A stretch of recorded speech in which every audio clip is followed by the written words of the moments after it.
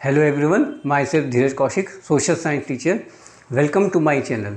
हम लोगों ने अपनी जो लास्ट वीडियो थी उसमें जो टॉपिक किए थे पीपल एज रिसोर्स पे हमने बात की थी। आज हम इस लेसन को फिनिश करेंगे। हमारा जो लास्ट टॉपिक बेटे रहता है दैट इज़ अनएम्प्लॉयमेंट, यानी कि बेरोजगारी। देखिए, अनएम्प्लॉयमेंट एक बहुत बड़ा शब्द है और किसी भी इकोनॉमी में अगर आप देखेंगे या किसी भी कंट्री के ऑल राउंड डेवलपमेंट को अगर आप देखेंगे तो आप ये देखें कि अगर अनएम्प्लॉयमेंट का जो परसेंटेज है, जो रेशो है, अगर वहाँ पे लगातार बढ़ता जा रहा है तो ये कोई अच्छी कंडीशन नहीं मानी जा सकती है। अगर किसी देश में आप देखें कि बेरोजगार जो लोग होते हैं उनकी जो फौज है वो लगातार बढ़ती जा रही है, लोगों में पोटेंशियल हैं, स्किल्स हैं, लेकिन उनके पास कोई काम नहीं है, तो धीरे धीरे क्या होता है कि जो इकोनॉमी होती है वो ओवरलोड होने लगती है। ठीक है ना। और ये सारे लोग जो हैं वो कंट्री के लिए क्या बन जाते हैं, वो एक लाइबिलिटी बन जाती है। मान लीजिए किसी परिवार में 4 लोग कमाने वाले हैं, अचानक उनमें से 3 लोगों की नौकरी चली जाती है, तो यानी सिर्फ एक व्यक्ति के पास काम है। अब ये माने कि उन तीनों का जो परिवार है या उन तीनों का जो भरण पोषण है वो भी उसी एक व्यक्ति के ऊपर आ जाता है, तो ये कोई अच्छी कंडीशन जो है किसी भी कंट्री के लिए नहीं मानी जा सकती है। अगर हम इंडिया के अकॉर्डिंग बात करें तो 3 मुद्दों पर हम बात कर सकते हैं जो डिफरेंट कैटेगरीज ऑफ अनएम्प्लॉयमेंट है। इसमें सबसे पहले हम देख सकते हैं सीजनल अनएम्प्लॉयमेंट।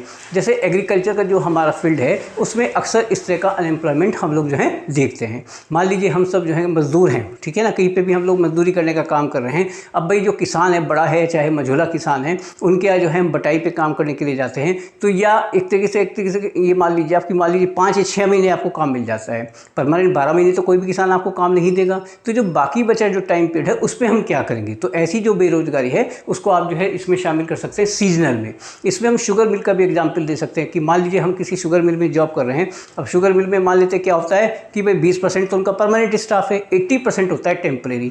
अब शुगर मिल भी 12 महीने नहीं चलती हैं, 6 महीने चलती हैं, 8 महीने चलती हैं, तो उसके बाद हम लोग क्या करेंगे। अब कहने को देखा जाए तो आप ऑन पेरोल तो हैं शुगर मिल में, लेकिन आपको जो है पे नहीं मिलेगा, यानी आप कहने को तो काम पे हैं लेकिन आपको उस काम का या कोई काम जो है मिलेगा ही नहीं। तो उन सब चीज़ों को भी आप सीजनल में शामिल कर सकते हैं। इसके बाद आता है जैसे आपका डिस्गाइज, यानी कि छिपी हुई बेरोजगारी।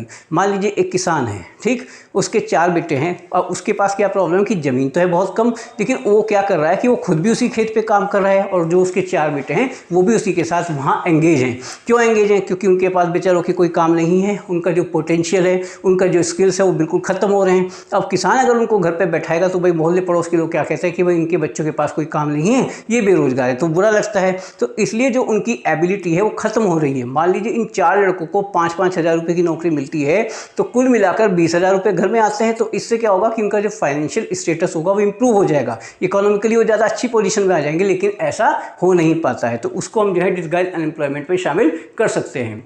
अगर हम बात करते हैं एजुकेटेड अनएम्प्लॉयमेंट, तो शहरी क्षेत्रों में हमको सबसे ज़्यादा जो है मिलता है। बहुत सारे ऐसे बच्चे होते हैं जो बीटेक कर लेते हैं, एमटेक कर लेते हैं, उनको अच्छी जॉब्स नहीं मिलती हैं, या अगर जॉब्स मिलती है तो बहुत कम पैसों वाली मिलती है, तो उसमें भी थोड़ा सा इशू बनने लगता है। भाई कोई भी व्यक्ति सोच सकता है कि भाई मैंने 10 लाख रुपये अपनी पढ़ाई पर खर्च किए और बदले में 15 हज़ार रुपये की नौकरी मेरे को मिल रही है ना।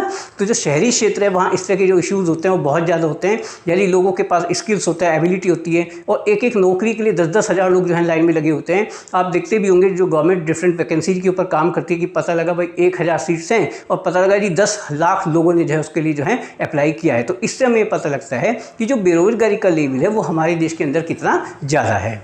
अच्छा, ऐसा नहीं है कि गवर्नमेंट कोशिश नहीं कर रही है, गवर्नमेंट लगातार कोशिश कर रही है, लेकिन उसमें एक और इशू है कि हमारी जो पॉपुलेशन है उसके ऊपर कोई कंट्रोल तो है नहीं, ठीक है ना। तो जब पॉपुलेशन लगातार बढ़ती जाएगी तो जॉब चांस तो अपने आप कम होंगे।